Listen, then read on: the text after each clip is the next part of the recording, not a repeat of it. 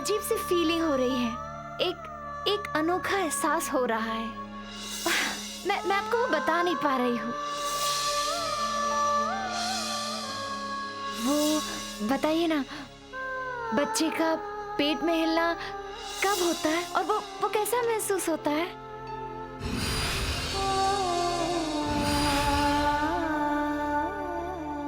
अलग ही पल होते हैं वो, जब पहली बार एक औरत अपने बच्चे को महसूस करती है।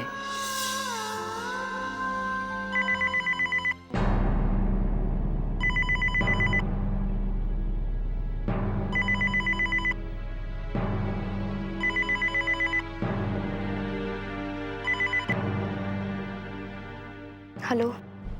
कहते हैं जब दिल उदास हो तो भगवान का दरवाजा खटखटाना चाहिए।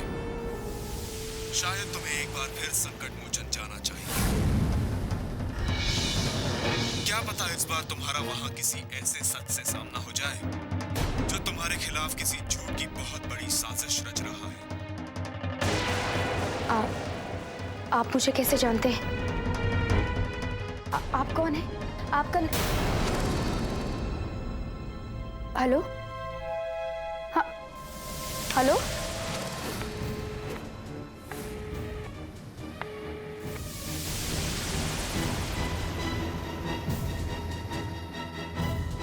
कौन है जिसे मेरी उदासी की भी खबर है और एक बार मेरे संकट मोचन जाने की भी?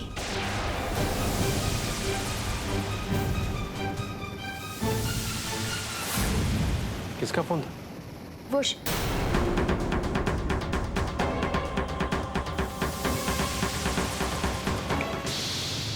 कहाँ खो गई?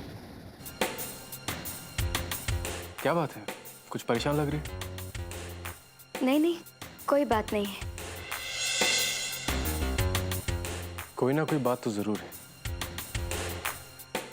ऐसा किसका फोन था जिसके बाद तुम इतनी परेशान हो गई हो?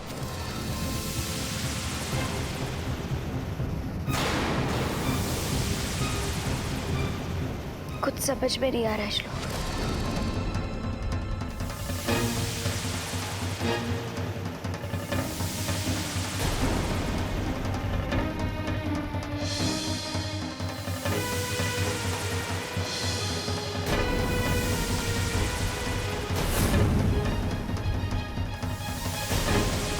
कौन हो सकता है और वो किस सच की बात कर रहा है? पता नहीं श्लोक,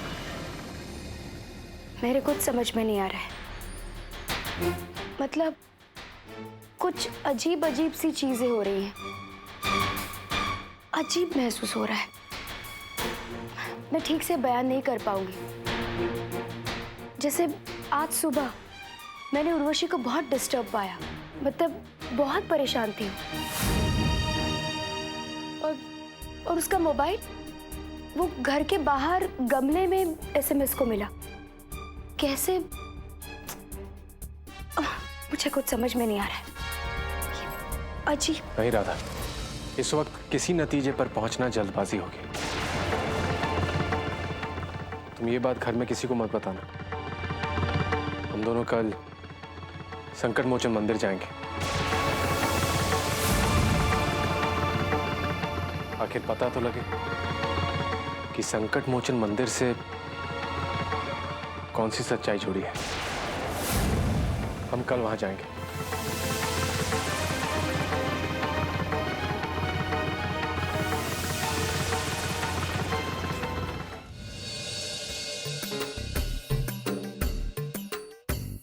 कमाल है, आपने तो आते ही ऑफिस का सारा काम संभाल लिया। क्या आपने ये फाइल पढ़ ली? फाइल? हाँ, पढ़ भी लिए और समझ भी लिए हैं। इनफैक्ट जहां जहां जो कमियां थी मैंने अपने एक्सपर्ट कमेंट्स भी दे दिए हैं। ग्रेट, दिखाइए ना। फाइल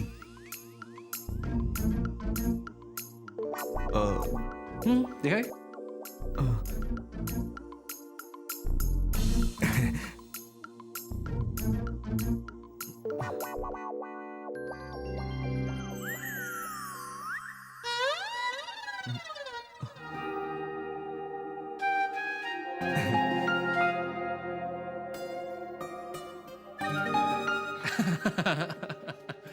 वाकई दादा, आपके कमेंट्स इंटेलिजेंट ही नहीं, आर्टिस्टिक भी हैं। मैं क्या करूं श्लोक, मैं पम्मी के चक्कर में ऑफिस में आ तो गया हूं, लेकिन मुझे समझ में ही नहीं आ रहा कि मैं इस माहौल में करूं क्या। डोंट वरी, ये माहौल जो अलग अलग लग रहा है कुछ दिनों बाद अपना सा लगेगा। आई डोंट नो श्लोक, ऑफिस ज्वाइन करने के चक्कर में मैं उस होटल से मिले हुए पेंटिंग्स का प्रोजेक्ट बिल्कुल कंप्लीट कर ही नहीं पाया हूं।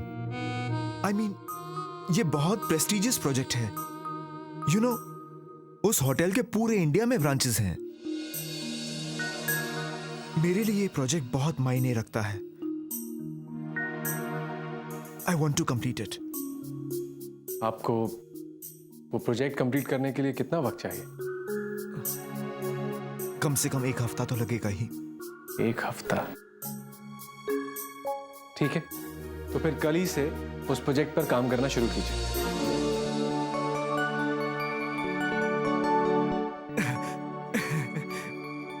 Come on, give me a hug.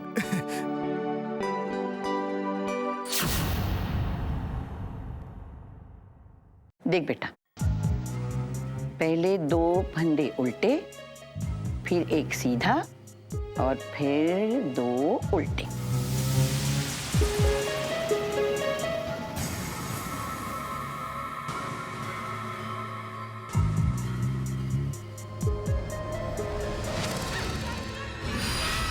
अब फंदे तो मुझे सबके गले के लिए तैयार करने हैं। पता नहीं माँ बनने के इस नाटक में मुझे और क्या क्या करना पड़ेगा।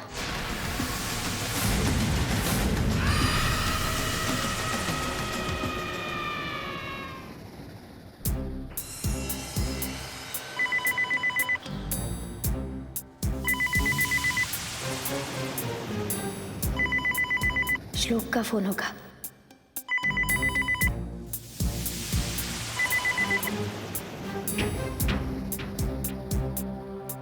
हेलो।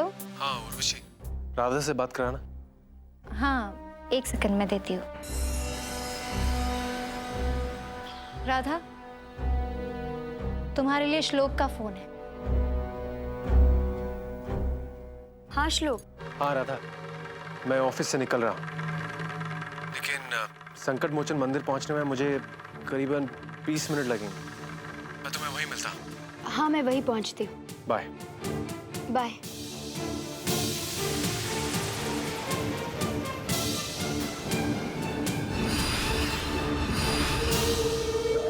अजी, वो श्लोक का फोन था, मैं उसके साथ जरा मंदिर हो आऊं? अरे जा ना बेटा, मंदिर जाने के लिए कौन मना करेगा।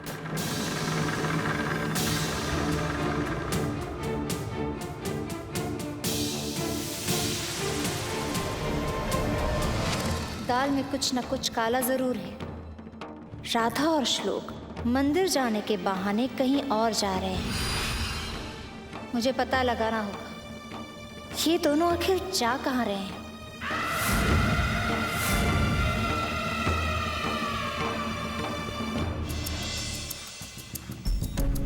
आजी, मुझे ना इमली और कैरी मंगानी है। मैं राधा को कह देती हूँ, आते वक्त अगर उसे कहीं मिल जाए तो वो ले आए। हाँ ठीक है।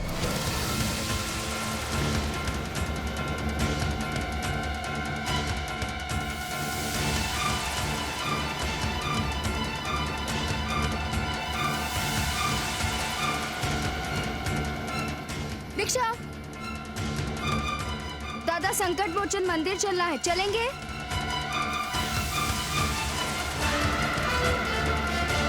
चलिए।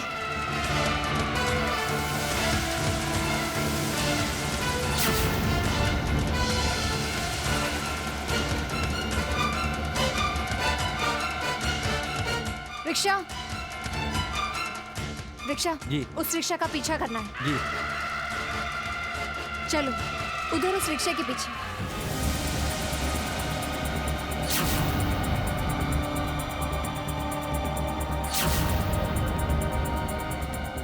शायद तुम्हें एक बार फिर संकट मोचन जाना चाहिए।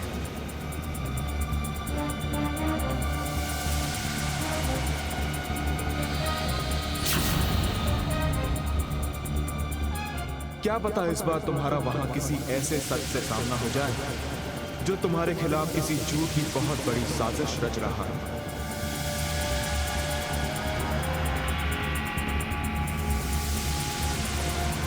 रुको।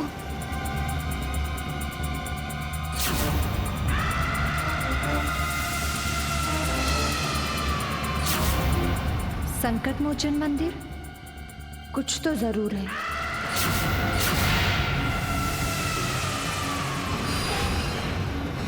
चलो।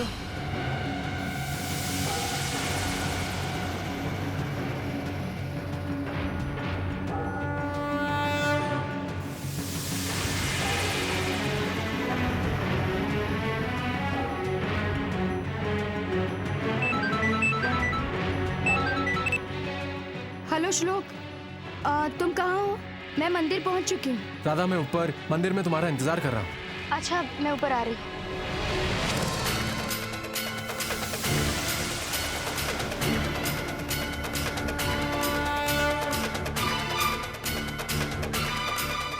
यहाँ कैसे हासिल होगा मुझे मेरे किसी सवाल का जवाब?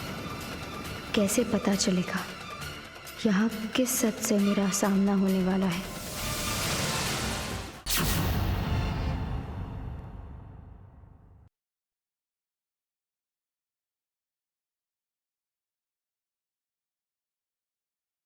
ओए, रुक रुक, देख, संदीप के टिफिन में चावल कभी मत डालना, क्योंकि चावल खाने से सुस्ती बढ़ती है।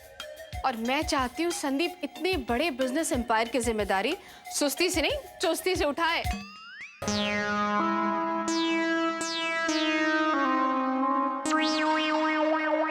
मैंने सुना है दीदी, श्लोक भैया ने ऑफिस में अपना कैबिन संदीप भैया को दिया है ना?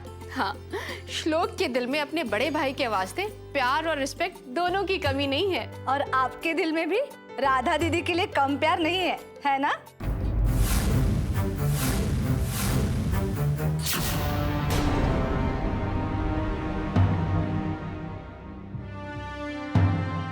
राधा, तुम्हें फोन करने वाले ने तो कहा था कि यहाँ तुम्हें सारे सवालों का जवाब मिल जाएगा, लेकिन यहाँ तो ऐसा कुछ भी नहीं दिखाई देता जिससे तुम्हारे किसी भी सवाल का जवाब मिले।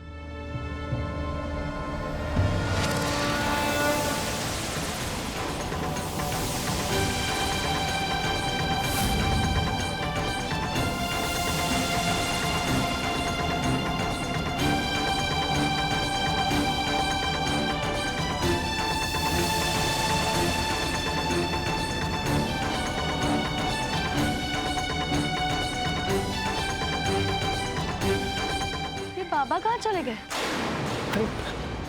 अरे सुनिए भाई साहब। हाँ कहिए। भाई साहब, यहाँ एक बाबा बैठते हैं। किस बाबा की बात कर रहे हैं आप?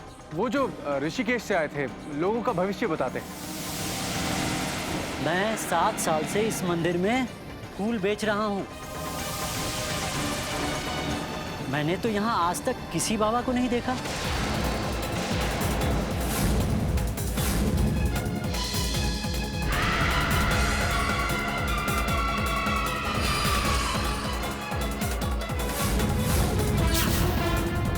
लेकिन पिछले हफ्ते ही तो हम उन्हें मिलकर गए थे। आजकल लोगों को ठगने वाले बहुत बाबा घूमते हैं।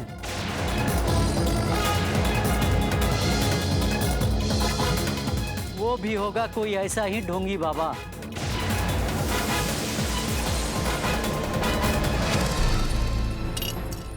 बेटा, यहाँ आओ।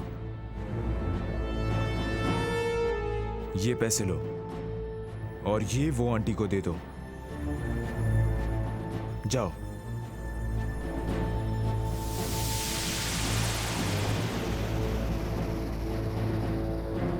आपके लिए। ये क्या है? पता नहीं।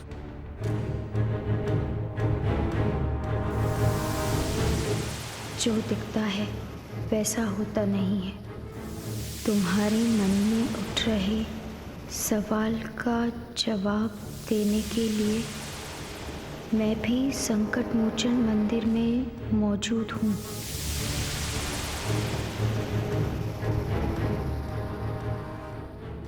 कोई तुम लोगों का पीछा कर रहा है इसलिए मेरा तुम लोगों के सामने आना फिलहाल मुमकिन नहीं है।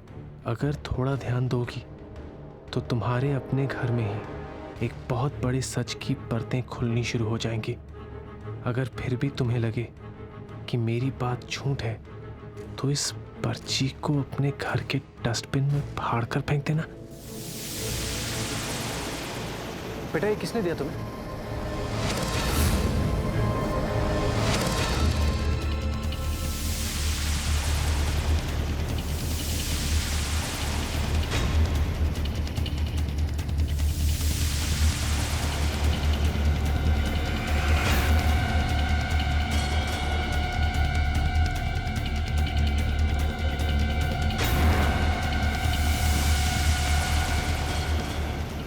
ऐसा लगता है राधा कि ये चिट हमें किसी न किसी मुकाम पर जरूर पहुंचाएगी। लेकिन कैसे? राधा, इस चिट का सच अब हमसे ज्यादा दूर नहीं है। हमारा संकट मोचन मंदिर आने का मकसद शायद पूरा हो गया है। हमें अब चलना चाहिए।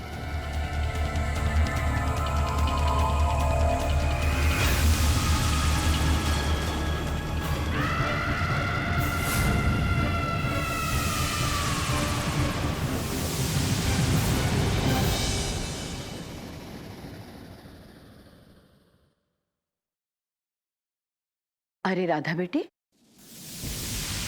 इतनी जल्दी वापस आ गई मंदिर से? अब हाँ, वो दर्शन जल्दी हो गए तो जल्दी आ गई। उर्वशी के लिए कैरी लाई कि नहीं? नहीं। उर्वशी तेरे पीछे पीछे ही तो गई थी तुझे बताने।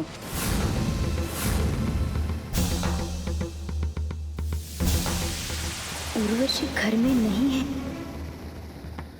लेकिन वो मुझसे मिलने तो बाहर आई ही नहीं थी। मेरे घर से जाने के बाद उर्वशी कहाँ चली गई? वो अब तक वापस नहीं आई है तो मुझे लगा कि वो भी तेरे साथ ही चली गई है।